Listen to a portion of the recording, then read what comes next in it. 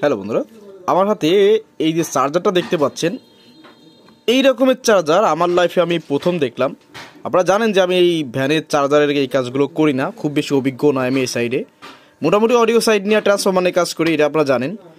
তো আসলে আমার মনে হচ্ছিল যে আমি পারবো না, কারণ মালটা এমনভাবে বিভৎসভাবে পুড়ছিল এই সাইডটাতে, এ না দেখালে বুঝবেন না।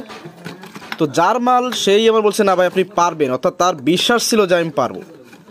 যাই হোক, তো দেখেন ভাই ওই যে দাঁড়ায় রয়েছে, ভাই এটা আপনার শ্বশুরের দেওয়া বলছেন না?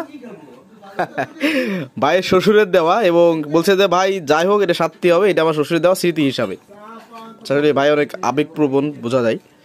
তো যাই হোক, চার্জারটা আসলে এখানে একটা এনটিসি ছিল 5D, ওইটা লাগানোর পরে আর ফিউজ লাইনটা বাদ দিয়ে ডিরেক্ট রেক্টিফায়ারে যখন লাইন ঢোকাইছি, দিয়ে যখন প্রাইমারি টেস্ট করেছে এক চান্সে ওকে হয়ে গেছে।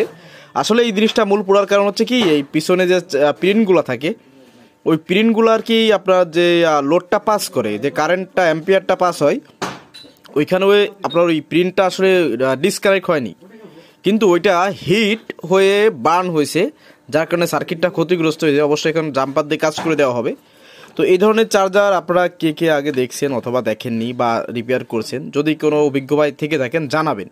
তো জিনিসটাকে আমার খুব ভালো মনে হয়েছে। আমি পিটিআর চার্জারও ব্যবহার করি, তো পিটিআর থেকেও এটা অনেক হার্ড, এটা আমার মনে হলো। তো আপনাদের কি মনে হয় কমেন্টে একটু জানাবেন। ধন্যবাদ।